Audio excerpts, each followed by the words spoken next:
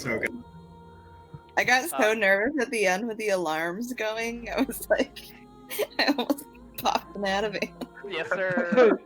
Dude, the sounds really added a lot of effect. That was you did a And one of the doors to an escape pod is opened up. You also hear a door to the rear of you open up.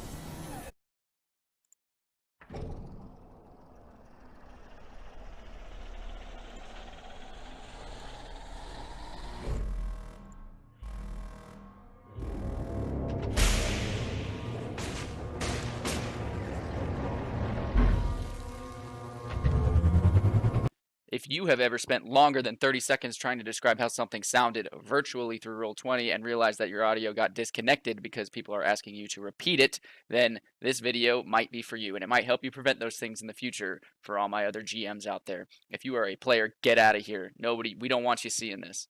I'm just kidding, but there may be spoilers ahead. I know that many of us have been going virtual to Roll20 exclusively because of recent circumstances with the pandemic, or going virtual in general. Some people like myself have been using Roll20 for a good while now. However, many people on both sides of that story say that they express concerns because it doesn't feel like being at an actual table with their friends. How a lot of people might be used to actually doing this in the past, which is true. It's not exactly the same thing.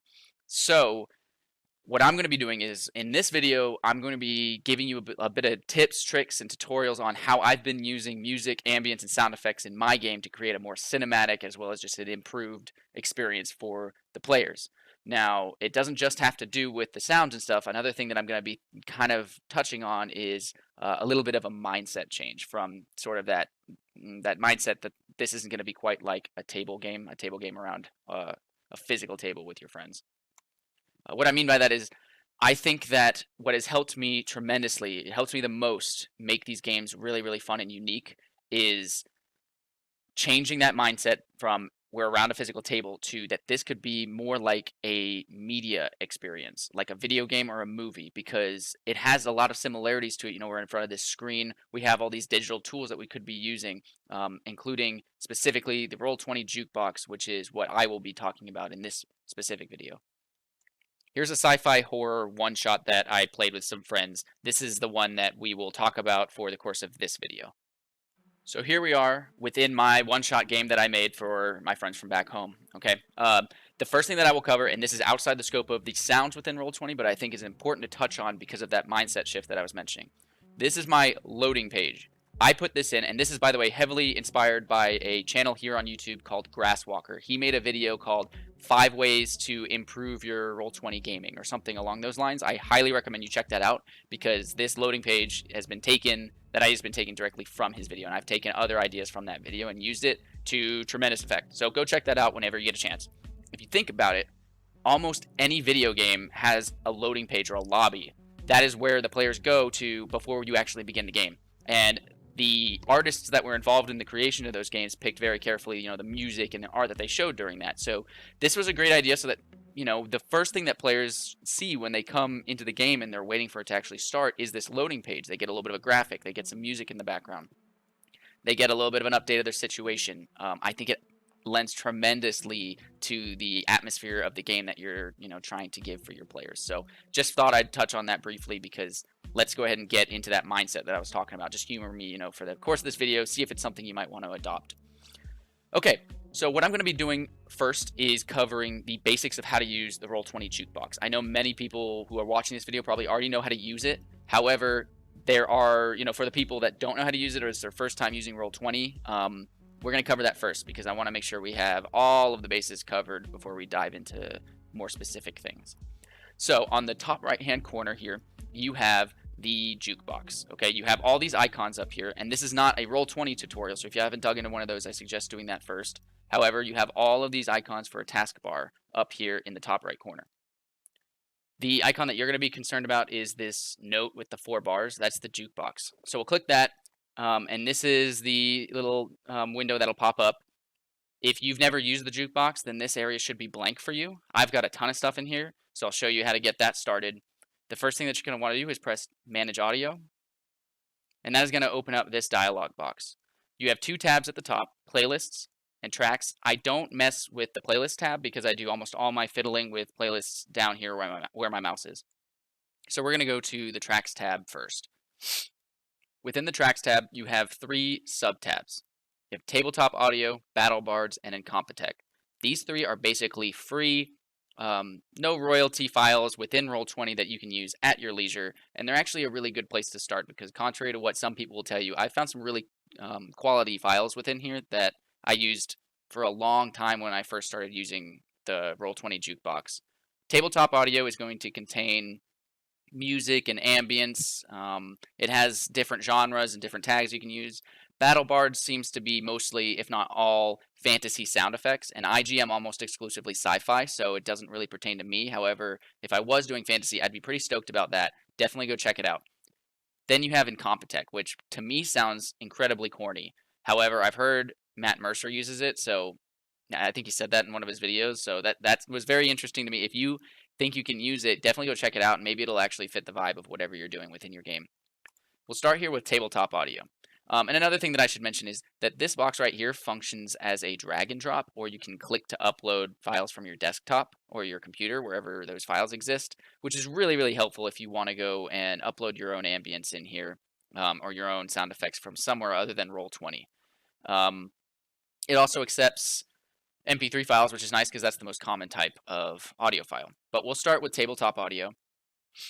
There is this sort of short search bar down here. What you're going to want to do is you can search any word in here, any arbitrary word, and if it doesn't exist within this database, you're not going to find anything. So maybe the better way to do it is to select one or more of these tags. I'm going to select sci-fi, and as soon as I do that, it'll pop up here, and now it's filtering on sci-fi. I can scroll through these and sample audio files by pressing this play button. If I find a file that I do like, I'm going to press add to game. Then I can exit out of this box, and that file should have popped up down here for you. If you have other things in here, it'll pop up down here at the bottom. So here it is. That's the file we just uploaded. I can click on the name of the track and rename it to whatever you like. So once you do rename it, you can, or you should, press enter. If you don't press enter, it might not actually register that you made any sort of change. Now the next thing to note about these tracks is there are a few options here. On the left hand side of it, you have these 3 bars. If you click and hold those 3 bars, then you can move that track around within the jukebox. You can also keep that button held down and scroll with your mouse wheel, which is incredibly helpful, at least for when your tracks start to get a little crowded in here. Next, you have this play button. If you press the play button, your players are actually going to be able to hear the track now, and any active tracks are going to pop up here at the top of the jukebox. You can adjust the volume from the track directly down here, or you can adjust the track volume from up here. And you'll notice that both of these reflect one another. So they're basically 2 places to do the same thing.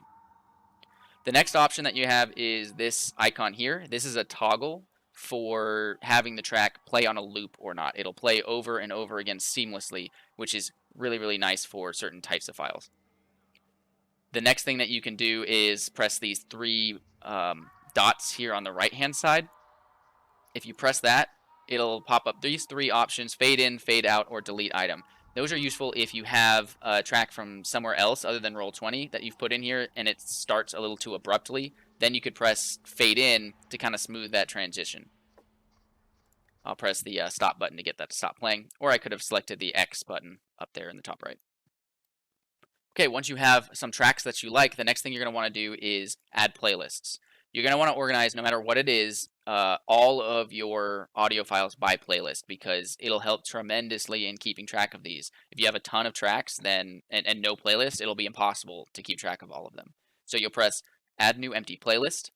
That'll pop this box up here, and then you can name this whatever you like. So we'll just name it something, press enter or press OK, and now you can see it's populated a playlist up there for me.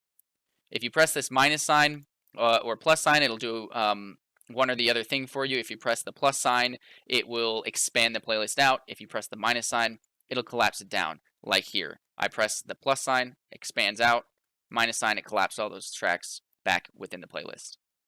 So to get this track within that playlist, we're going to want to expand it out, and then click and hold those 3 bars and move the track to the inside of the playlist. You'll know it's within the playlist when that highlighted bar behind it is tabbed off to the side. So you can release it. Now that file is within the playlist and it is part of that playlist. If you were to press the play button next to the playlist, it'll function the same way. It'll start playing that playlist according to the settings that you put here. Now these icons should be self-explanatory for most people. However, this button right here is just to shuffle the tracks. So that'll just shuffle each track as it plays randomly throughout the playlist. This option right here will play all the tracks in that playlist simultaneously. I have not been able to find a use for this. Maybe you're more creative than me and you can figure out some way to use that, but that's what that option will do. And then this number 1 will play the entire playlist once, basically, just in order from top to bottom. Once it's done playing each of those songs, the playlist will stop. And then you have this option to loop the entire playlist. Now, the types of tracks that you're going to want to do different settings for, it kind of depends on what kind. So I'll give you some examples. I have this loading screen playlist down here. There's nothing playing. I stopped the music earlier. However, I have a playlist full of creepy music that would set the mood for my game, that would play specifically for the loading screen. Okay, with this one, I want that on a loop so that it plays the top playlist and goes all the way to the bottom and then starts at the beginning, so that it just automatically does, it automatically plays tracks for me and I don't have to think about it. And you'll notice that what I can do is I can move my players onto this playlist and it'll automatically start playing that playlist for me. Now, notice what a difference in the ambience and a difference in the mood of the game there is when I have something like this playing for the players. So that's why we're doing this. It changes the game up big time. Big fan of doing stuff like this. The other thing that I do is I have like an ambience folder. Each of these individual ambience tracks I have playing on a loop. Not the whole playlist. Each track individually plays on a loop. You're going to want to do that for ambience because if you think about it, let's say I'm playing an ambience inside of a ship cockpit or something. If I were to have this folder on a shuffle and then it stops playing one ambience and then abruptly cuts to another one, that's going to be really jarring for the players. I'd rather have one ambience that plays seamlessly over and over and over again. So all of my ambience tracks go in the ambience folder, but each one of them is on their own loop for whenever I want to play that particular track. Now I mentioned that the loading page plays the music for me automatically. This is how you do that. If you have these pages up here in Roll20, if you go into the page settings, scroll all the way to the bottom, you have this option called Play on Load. So if you open up this drop down, this contains everything that you've placed within the Roll20 jukebox or added to the game. You have the playlists up at the top and you have the tracks down at the bottom. Now the way this works, Roll20 will absolutely let you play more than one track at a time. However, this feature will only let you do that with one. It'll only let you select one to play automatically. So whatever it is that you'd like this page to play automatically, we'll select that. This one was the loading page playlist. We'll select OK.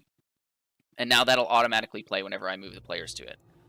With most places, especially if it is a page that represents a location, you're going to want to have that set to an ambience probably, and it's situationally dependent, but this page right here represents a spaceship hallway, and if I were to move my players over to it, it will stop playing what it was previously and play this ambience here. That way, the first thing they hear is this nice, this creepy, dark track that sounds like they're in the hallway of the spaceship. Now manually I can go in and play some music on top of it. So those are the basics of how to use the jukebox itself. I hope that's enough information for you to start rolling and experimenting. But the main thing you want to know is that the music, the ambience, and the sound effects should be used in conjunction. When used, any one of those will help improve the mood of your game, but when used in conjunction and as a team, oh my god, they just really improve the entire ambience of the game. The next thing I'll cover is how to pick music and ambience. What I did, I was doing a sci-fi horror game, right? So I searched for movies and video games that had that sort of feel to them and searched for their soundtracks and their ambience folders if people had them. Easy for me because I was doing a one-shot. Shameless plug, I took them from Alien Isolation mostly. If you haven't played that game, they deserve your money.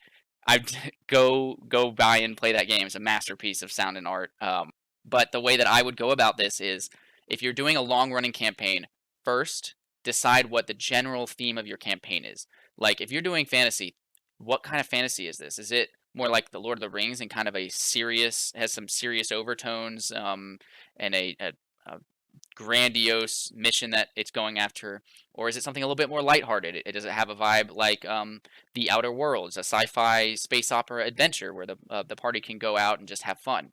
That's going to really drive the general ambience of the game, and then you can start finding tracks to put in the loading page. That's a great place to start because the loading page, like I said, first place that the players are going to start, getting the feel for the game, and you can pick tracks off that.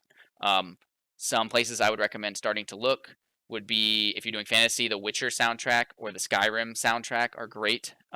If you're doing sci-fi, the Outer Worlds soundtrack is amazing, and the soundtrack to The Expanse, the TV series, is also great. I guess it would just depend on the seriousness of the game. The next thing to think about would be more short term. So where are you taking the players next? Where are they going to go, or where are they currently? That will drive some small changes in the music and ambience as well. Do you know that they're about to go to the largest town that exists within your world? What is the vibe of that town? Is it fun? Is it something that you want the players to have a good time in and go explore bars and go talk to people, or do they have a serious mission? Is this a filthy city? Does this have like grimy street corners and areas with like poverty? Is there a lot of political tension? Think about those things, and then start to think about movies and video games. Really, video games are an underrated place to be looking for these types of things. Think about those that you've seen before and start searching through and finding music and ambience from those games and from the movies.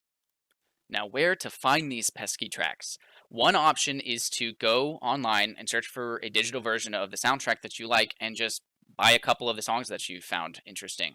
You can download them in MP3 form, and once they're on your computer, just super cheap, by the way, like $1 each most of the time, you can go into your computer, grab that MP3 file, which I have a couple here, so let's go into my music folder, and you can click it and drag it over into this dialog box here. So once you release it, remember this is a drag and drop for MP3 files, and Roll20 will start trying to eat that MP3 file. Now, Roll20 will not accept any audio files that are longer than 20 megabytes or larger than 20 megabytes.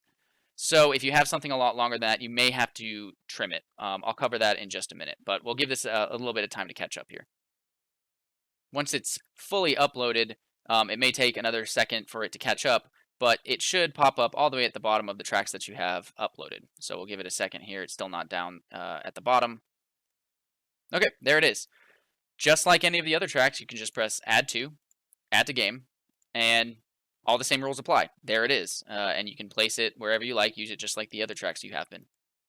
Now remember that if you're making money off of your game, which almost none of us are, then you shouldn't have to be worried about copyright or anything like that. But if you are thinking about, streaming a game or doing something like that, you have to remember that you need the rights to these files to be playing them and not be accused of copyright or something like that.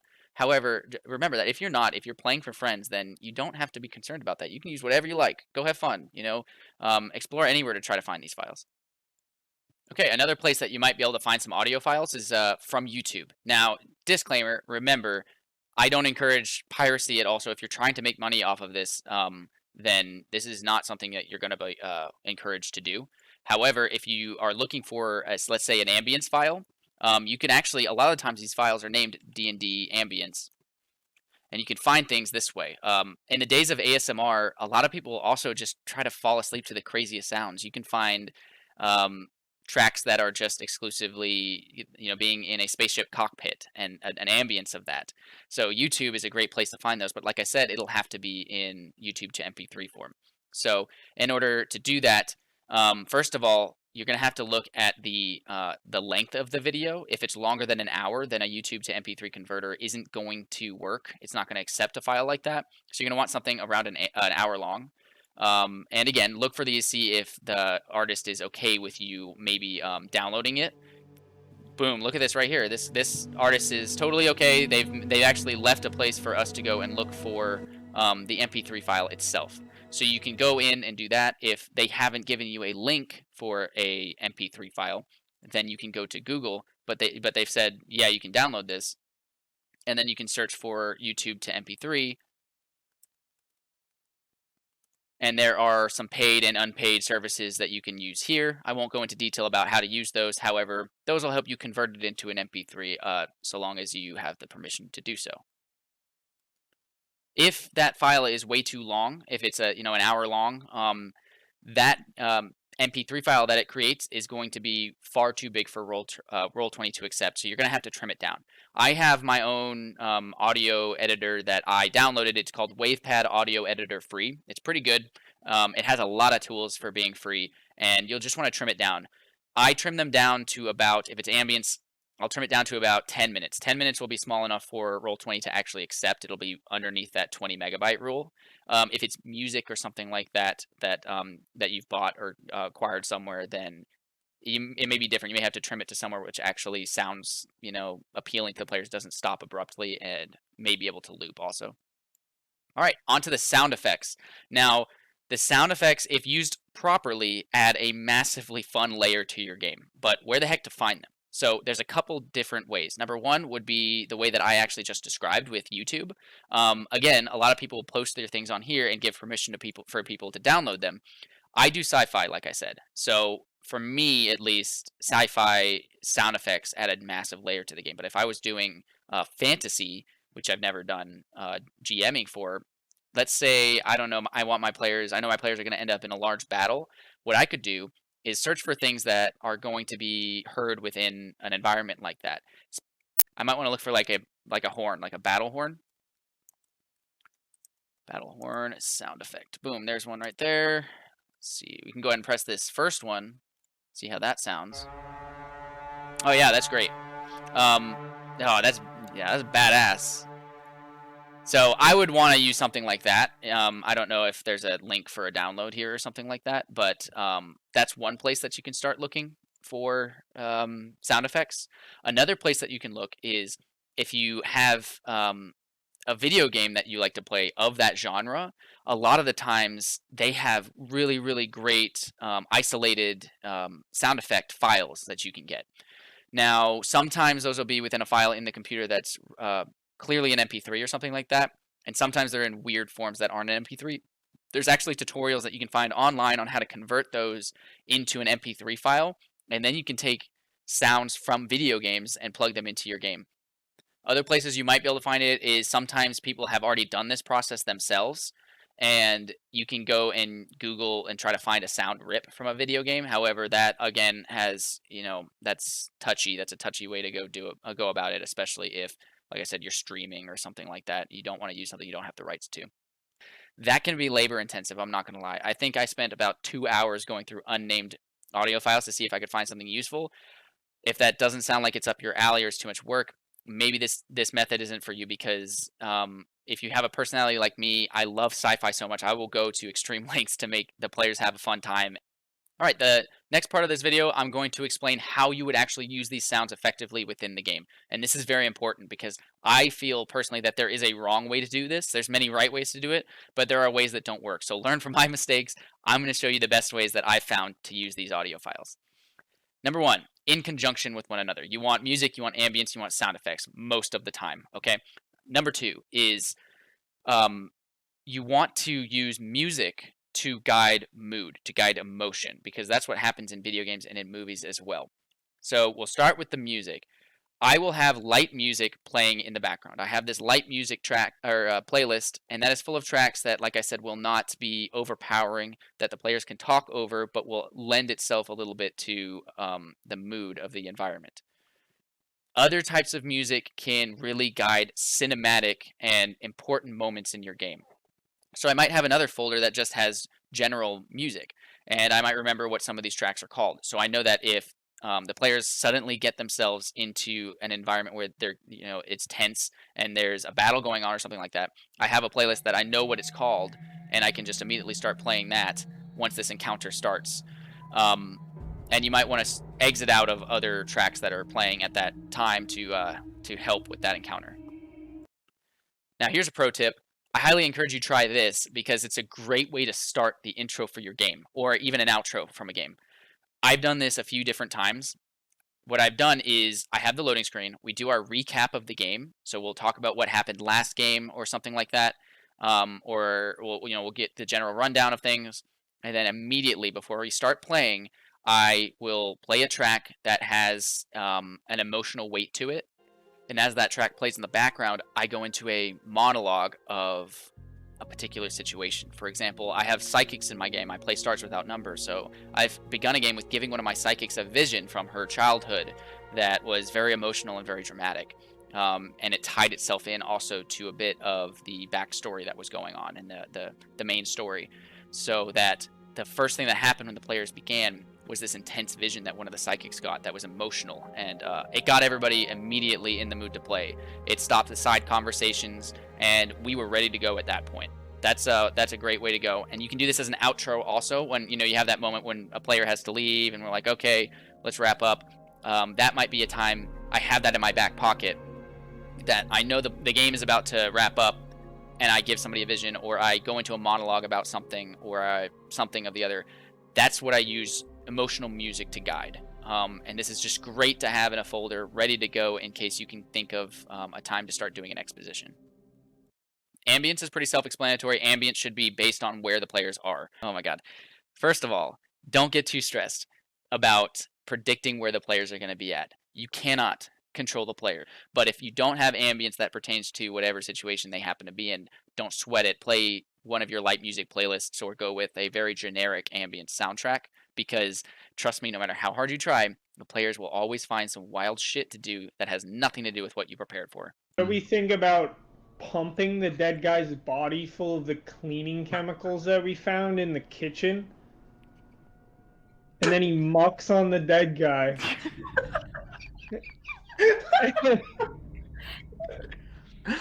And we poison its ass. So you're saying we need to get the bucket and the mop? Yeah. But as far as we can prepare, when I know they're going to have an encounter coming up, that's when I kind of align ambience with the page that I know represents that specific location. All right, lastly, for the sound effects. This is important. If done right, sound effects are a tremendous improvement for your game. And I will go through a few examples of how I will go about using the sound effects, as well as maybe show some clips from my game to show how I literally did use them.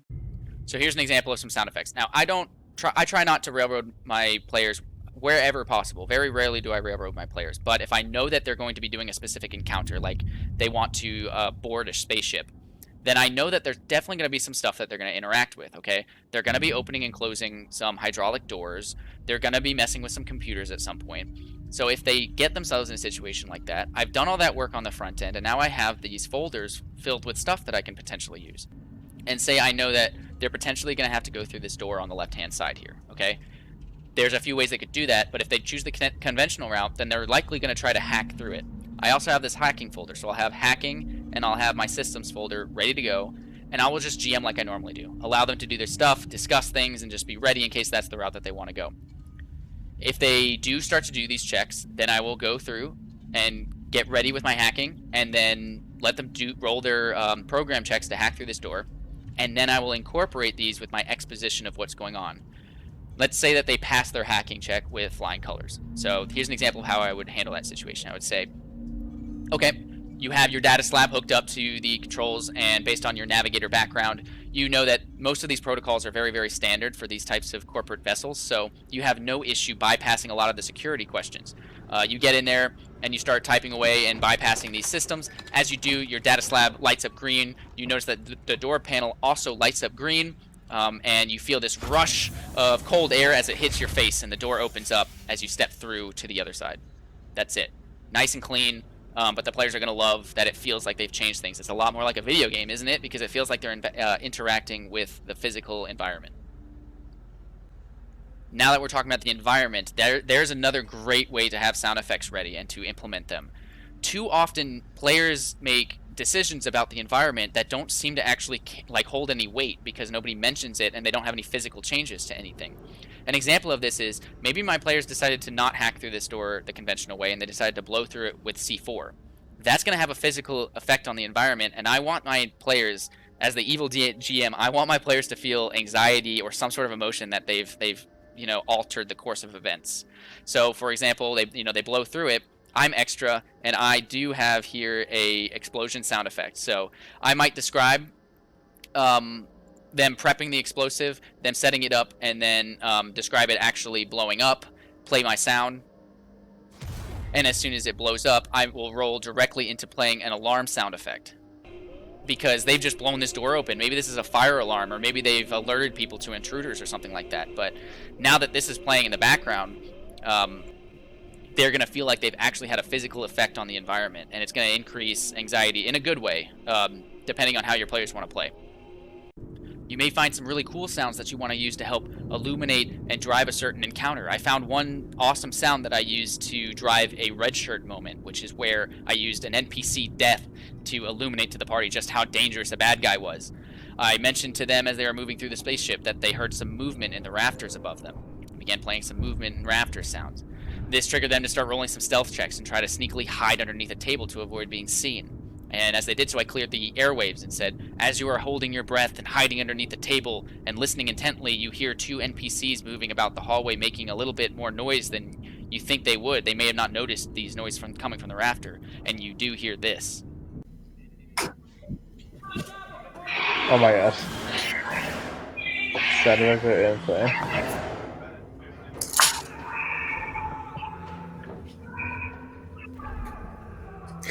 Where'd you get these sounds? Oh my god, those are great. Is that all from the jukebox, Jeff? So that's it for most of my tips on how to use sound effects, guys. I really encourage you to get creative with this because this is a work in progress. I'm still kind of finding the best ways to make this fun for player characters, and sometimes I do well, and sometimes I don't. So if you do have input, let me know, and it will help me to improve my games. I hope this helps some of you. For now, for the end of the video, I'm just going to mention some miscellaneous information that's not necessarily important, but if you want this info, here it is. Number one, things to watch out for. Roll20 can be finicky.